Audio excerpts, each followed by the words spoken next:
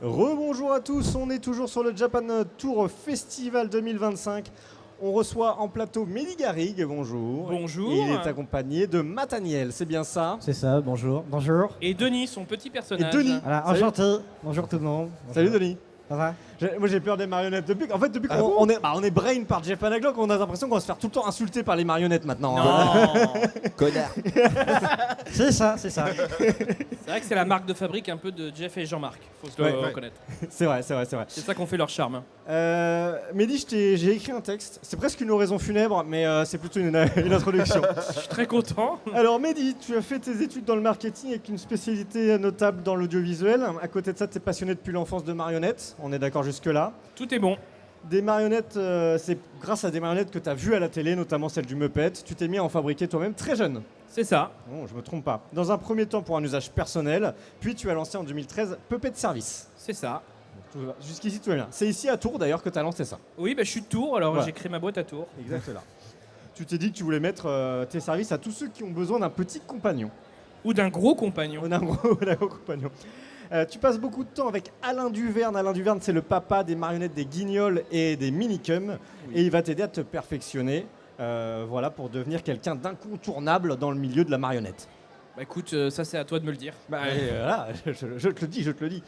Et c'est notamment toi donc, qui est derrière la marionnette de Jean-Marc, de l'humoriste Jeff Panaclock. Mais tu as bossé sur plein d'autres projets. J'ai vu que tu avais fourni des marionnettes pour le spectacle musical des Mystérieuses Cités d'Or. Oui, ça c'était très sympa. Il y avait la marionnette de Pichou, le petit perroquet vert. Voilà. Le cacatoès, pardon. C'est un cacatoès. Et on a fait des Olmecs aussi pour le C'est ça. spectacle. Ça a joué 3 saisons au Théâtre des Variétés. C'était vraiment très sympa. Ça va. Donc voilà pour cette petite présentation. Tu es venu donc avec Mathaniel et son compagnon. Tu es également venu avec Edouard Balladur. Oui, parce que du coup, Edouard Balladur, je me suis dit, tiens, faut quand même venir avec une marionnette un peu sympa. Donc je me suis dit, tiens, alors, je sais pas si là on le voit bien. Oh, je pense qu'on le voit, qu'on le voit On correctement. le voit tellement bien que ça avait vraiment Vous avez fait flipper, jamais hein. reçu de politique ici. Voilà. Voilà. Fais attention. Et il est Est-ce encore qu'il est vivant. mort, en plus. Balladur? Il est vivant, Attends. il est vivant. Ah, il est encore vivant, ouais. Il est toujours là. Donc on n'a pas fait de faute dans ta présentation. Non, c'était très bien. Eh ben écoute, Mathaniel, on va te laisser te faire présenter par ton collègue. Tu veux que je le présente? Oui. D'accord. Eh bien, bonjour tout le monde. Voilà, je me présente, je m'appelle Denis, j'ai 4 ans. Et puis, ça fait 4 ans que je travaille avec l'autre imbécile à côté. Voilà, petite gueule. Alors, moi, je m'appelle Mathaniel, j'ai 20 ans et je suis ventriloque. Et donc, je suis donc l'apprenti donc, de Mehdi qui m'a appris le métier, qui m'a confectionné du coup de Denis. Il y a 4 ans, je suis allé le voir et puis il m'a confectionné Denis. Et puis, tout est parti de là en fait. Ok. Une passion commune et puis la discussion s'est lancée. Et ensuite, on est devenus les plus grands amis du monde. Et il m'a ensuite appris le derrière du métier, en fait. Qu'est-ce que c'était L'envers du décor. Ouais, bon, voilà.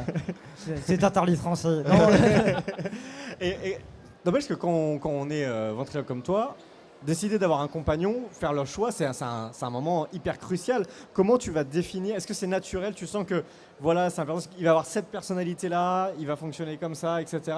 Ça vient naturellement ou tu le construis, tu le penses? Bah alors, moi personnellement, ça a été très naturel, c'est-à-dire que je savais déjà un peu ce que je voulais, c'est-à-dire que je voulais pas reprendre un personnage imaginaire comme Jean-Marc, comme Elliot, je voulais vraiment reprendre le style des vieux ventriloques des années 20, mais pas en faire un pantin de bois parce que ça fait trop peur pour les enfants. Ouais, ça fait peur. Ouais, je suis d'accord. Hein. Mais sinon, du coup, je voulais un truc un peu plus beau, en fait, un peu plus enjolivé que Mehdi a réussi à faire magnifiquement. Et donc, oui, c'est assez compliqué quand même de trouver une personnalité à son personnage. Ça met du temps. On peut quand même avoir une idée basique de la personnalité, mais la personnalité viendra au fur et à mesure du temps, au bout des années. Ouais. Parce que on va trouver des tics, on va trouver une mimique de voix, on va trouver une manière de rigoler ou de dire quelque chose. Voilà, ça va être au fil du temps, en fait, on va trouver tout ça et ça va vraiment peaufiner la personnalité à la perfection. Vraiment créer le personnage à 100%. Et juste, tu n'as pas peur à l'avenir que tu ne sois plus dissociable de ton personnage et du coup de ne vivre qu'avec lui comme avec Jeff Panaclock qui a un peu, je trouve, un peu eu du mal de se séparer de Jean-Marc. Et encore, on a eu des. Excuse-moi, attends. Non, ouais. On a eu des cas avec Tataillé. Est-ce que tu peux me dire qui était le ventriloque de Tataillé? Je sais même pas qui est Tataillé en fait. Alors, tu vois, je veux dire, on a eu le cas de. En fait, Tataillé, c'était Michel Desgenef. Bon, tout le monde disait Tataillé. Ouais, Personne c'est savait. ça. Jeff, il a quand même réussi, ce qui est assez On fort. dit Jeff. On sait qui est Jean-Marc, on sait qui Oui. est Jeff. Ouais. Donc en ça, c'est un succès. Ouais, c'est vrai. Oui, c'est vrai. Moi personnellement non, je m'en fous parce que c'est en soi on est la même et la seule et même personne en fait. Ah bon? Il est con. Non, mais on dit pas ça. Non, mais en fait c'est mon œuvre aussi. Donc d'un côté je m'en fous, je veux dire qu'il soit lui reconnu ou moi, c'est pas un problème personnellement. Et comment vous avez bossé ensemble? Tu dis vous avez bossé ensemble, comment ça se passe? Toi aussi Mehdi, tu participes à la réflexion autour de la personnalité, comment tu vas créer le design, comment tu vas les techniques que tu vas utiliser, etc. Alors, chaque projet est différent. Chaque artiste qui arrive dans mon atelier a une idée vague ou précise. Bon, en général, tout ce qui est les ventriloques, ils ont quand même une idée assez précise. Que ce soit Jeff Panaclock, Nathaniel ou Capucine, ils avaient quand même des idées assez précises. Mais après, c'est en discutant, en échangeant. Il y a différentes techniques. Là, on est très dans le Muppets. C'est-à-dire c'est de la mousse patronnée recouverte d'un tissu spécial pour camoufler les coutures. Après, on a des marionnettes comme ça qui sont plus des marionnettes de caricature en télévision, qui sont en mousse de latex. Donc voilà, bon, il y a différentes possibilités, mais en fait c'est un échange. Hein, on a beaucoup parlé. Ouais, énormément. Voilà. Mais en fait, ce qui était très intéressant, c'est que Mehdi, je lui avais écrit en août 2021. Je lui ai posé une question sur le type de matériaux qu'il utilisait pour ses personnages et ça n'a pas été plus loin. J'ai fait ensuite un personnage avec une autre marionnettiste Il m'a trahi. il a vu une story et en fait, moi personnellement, la marionnette, je ne l'aimais pas trop. Lui, il a vu la story, il a fait « Ah, mais elle est incroyable !» Donc, sur ce moment, j'ai cru qu'il se foutait de moi. Et puis, du coup, on s'est mis à parler là-dessus. Et en fait, il était très intéressé, très ouvert, machin. Et donc, ce que je trouve très intéressant avec Mehdi, c'est qu'il est ouvert et qu'il est prêt à donner, que ce soit avec moi ou avec d'autres ventriloques. Je connais un copain qui s'appelle Bastien Carvalho, à qui il a appris l'art de la marionnette aussi et qui, du coup, fait sa propre marionnette. Donc, c'est ça qui est génial avec Mehdi, c'est qu'effectivement, c'est un échange, il transmet. Et ça, je trouve ça génial, quoi. C'est vrai que d'ailleurs, si on est ici à la Japan Tour Festival, c'est parce que je voulais absolument créer une exposition autour de la marionnette de télévision. Oui.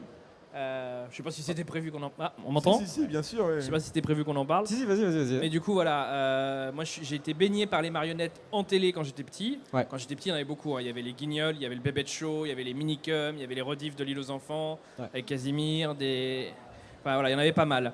Et du coup, je me suis dit que ça m'a passionné et j'ai voulu en faire mon métier. Et je me suis dit que c'était intéressant d'amener ça aux gens qui ne connaissent pas.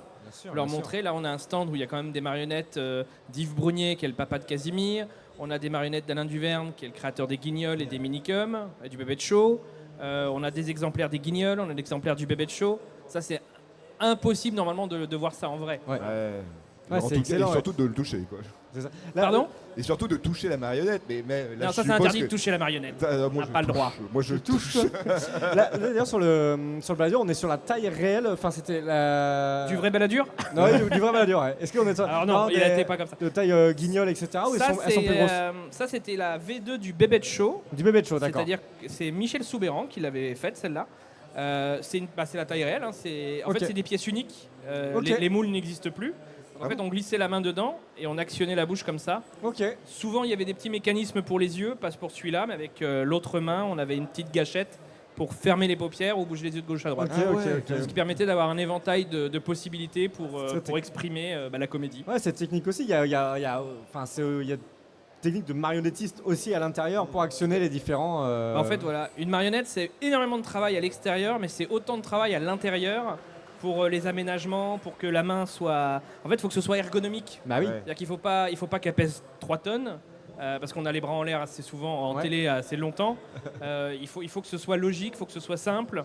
Et du coup, c'est énormément de travail pour que le marionnettiste, il n'ait pas à se compliquer la vie et qu'il puisse... C'est un instrument de comédie, la marionnette, donc il faut qu'il puisse jouer la comédie avec. Bien sûr. Voilà. Ouais. Et pareil pour le ventriloque, il ne faut pas que ce soit trop lourd, etc. C'est ma devise. Tu confirmes? Ouais, non, je confirme.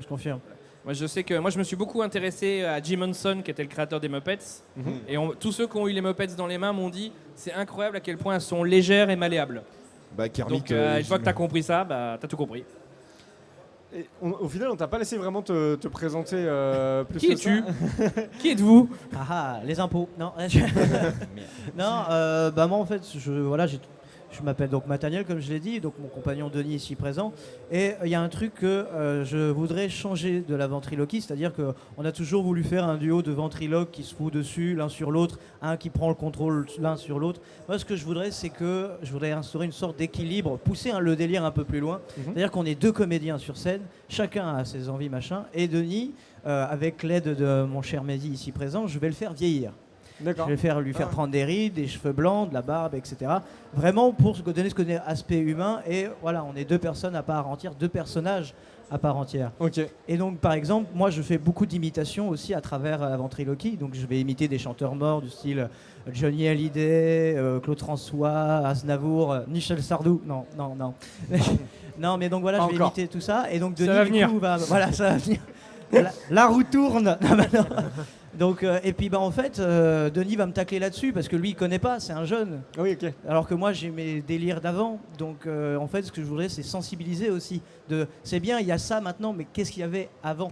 Refaire redécouvrir ce qu'il y avait avant, comme tu le fais un petit peu en fait, Mehdi. C'est-à-dire à travers la marionnette, refaire découvrir ce qu'il y a eu avant Jeff Panaclock, avant Elliot, avant moi, et faire redécouvrir tout ça, quoi. Oui, parce que finalement, Mehdi, toi, tu as découvert les marionnettes quand tu étais dans ton enfance, dans ta jeunesse. Oui. Aujourd'hui, les jeunes, finalement, ils sont très très peu confrontés aux marionnettes. Il y a beaucoup moins d'émissions de marionnettes aujourd'hui, même s'il y a quand même, par exemple, si tu vois sur Star Wars, la dernière fois qu'on a vu Yoda, alors qu'on était passé à la 3D depuis un moment, eh ben moi j'étais au cinéma et je me dis ça c'est quand même, ils ont bien fait leur job, on dirait une marionnette. Et la façon qu'il avait de bouger, je me dis purée, ils ont été recopiés ça numériquement. Puis avant je me dis non c'est pas possible. Et en fait en regardant le making of, je me suis dit que c'était une marionnette. Donc on y revient quand même. Il y a toujours des choses. Après, c'est cyclique. Il y a des moments où on en a trop vu, alors on n'en voit plus, puis après on en reverra. Et dans le Mandalorian, Grogu, c'est une marionnette ou pas ? Oui. Oui, c'est une marionnette. Qui coûte 5 millions de dollars. Ok. J'aimerais bien les vendre si cher. Mais voilà, et c'est vrai que moi j'ai eu beaucoup de marionnettes quand j'étais petit à la télé. Et c'est vrai qu'aujourd'hui, ça me fait bizarre d'entendre les jeunes, ils connaissent Jean-Marc. Et c'est presque un peu la référence, on va dire, aujourd'hui. Alors que quand j'étais petit, il y en avait plein d'autres. Et en plus, c'est vrai qu'aujourd'hui, il n'y a même plus d'émissions satiriques ou d'humour autour de marionnettes et de l'actualité, quoi. Bah non, il faut que ça revienne, ça. Mais aujourd'hui, c'est beaucoup plus compliqué de quoi ? De produire ou de... En fait, oui, c'est-à-dire que des producteurs qui voudraient faire des émissions satiriques, il y en a, mais des diffuseurs qui seraient prêts aujourd'hui à tenter l'aventure et à se dire faudrait pas qu'on se prenne un procès, faudrait qu'on fasse attention, faudrait pas qu'on dise ça.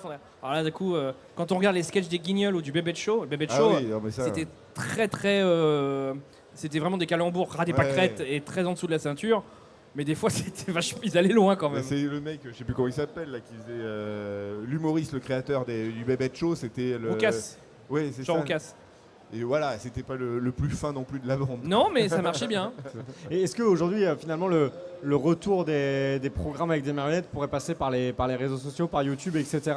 Oui, peut-être. Est-ce que toi, Nathaniel, tu comptes proposer des petits contenus comme ça, peut-être à droite à gauche, avec Denis ? Ouais, c'est ce que je fais déjà. Et puis, j'essaye aussi de continuer cette préservation, de transmission de savoir. Alors, j'ai des jeunes, mais on a seulement 5 ans d'écart, mais qui viennent m'écrire en me disant comment tu fais pour devenir ventriloque, j'aimerais bien, ou qui ont déjà des bases. Et je leur transmets volontiers, parce qu'il faut qu'on continue de persévérer à cet art de la marionnette, de manipulation, de transmission. Et je trouve ça formidable, en fait. Donc, oui, à travers mes vidéos, j'essaie quand même de préserver, de continuer de préserver tout ça, quoi. Okay. Après, Nathaniel fait beaucoup de vidéos sur ses réseaux. Aujourd'hui, c'est ça qui est chouette. Okay. On a un ami dont il parlait avant qui s'appelle Bastien Carvalho. Toutes les semaines ou tous les 2-3 jours, il poste une vidéo sur l'actualité ou sur des fois qui égratigne bien. Ça s'appelle la minute poil, la minute à poil. La minute à poil, ouais. Voilà. Donc finalement, il y a un usage qui est fait avec marionnettes, etc. Aujourd'hui, c'est un super moyen. Avant, on n'avait pas ça, donc faut en profiter. Hein. Complètement. On a un créneau qui est très court. On avait qu'un quart d'heure à passer ensemble. Si on veut. C'était très bien, merci. Non, mais si on veut là, donc résumer, qu'est-ce qu'on retrouve ici sur le Japan Tour Festival ? Qu'est-ce que vous proposez chacun de vos côtés, que ce soit Mathiel sur les réseaux, Mehdi, où est-ce qu'on te retrouve ? Est-ce que tu partages toi un petit peu les backstage ou pas ? Moi, je partage énormément. Des fois, je me fais taper dessus parce que les producteurs, ils aiment pas ça. Okay. Moi, je travaille beaucoup en télévision, donc que ce soit avec Jeff Panaclock ou d'autres choses. Je travaille sur des émissions comme Yetili, qui est une émission pour les petits sur France Télé. D'accord. Voilà. Et d'ailleurs, ils nous ont prêté les marionnettes. Donc, sur mon stand, on est au stand 110 dans le hall B. Il n'y a que des marionnettes, des vraies. Ok. des originaux, qu'on servi pour les Guignols, pour le Bébé Show, pour les Yetili et compagnie. Et sinon, moi, qu'est-ce que je peux vous raconter d'autre? Mais c'est C'est très pas bien, mal. c'est très bien, c'est très bien. Et toi? Moi, je suis pareil, je suis au stand 110, mais ce que je propose sur les réseaux, c'est de l'imitation de la chanson, de la ventriloquie évidemment principalement. Mais je poste en fait des contenus, des mini courts-métrages, de l'humour basique. Et puis là, je suis en train de préparer une tournée en France, Suisse, Belgique. Et puis là, je commence un nouveau concept, c'est-à-dire le vrai YouTube Game. C'est-à-dire, par exemple, il n'y a pas longtemps, j'étais avec Amixem et Michou. Et ça s'est très très bien passé, j'ai eu de très bons retours, donc je vais continuer sur cette voie-là, puis on va voir ce que ça donne. Ah, un dernier truc. Dimanche à midi, on fait une conférence Ah oui. avec plein de créateurs. Il y aura le créateur des Guignols de l'info qui sera là. Ah ouais. Ok. Donc voilà, sur la marionnette en télévision, ça va être sympa. Incroyable. S'il y en a Bien. qui veulent venir, venez donc. Et bah, Et dernière info, je fais la promotion un peu en avance, Mais mais bien dans sûr. un an, restez bien concentrés sur le cinéma à vos affiches, parce qu'un film qui s'appelle Vénus Electrificata, dont je suis dedans, mise en scène par Pierre Salvadori, où il y a Gilles Lelouch et Pio Marmaille avec Anaïs de Moustier qui sera dedans, sortira au cinéma. et bah top. Bah, il y a plein de beaux projets, les Avec gars. un ventriloque dedans, voilà. Et bah merci beaucoup d'être venu sur notre plateau. Nous, Merci à vous. Merci. on vous met une petite pause. On s'est baladé dans l'espace jeux vidéo. On balance la vidéo tout de suite et on se retrouve juste après. À tout de suite.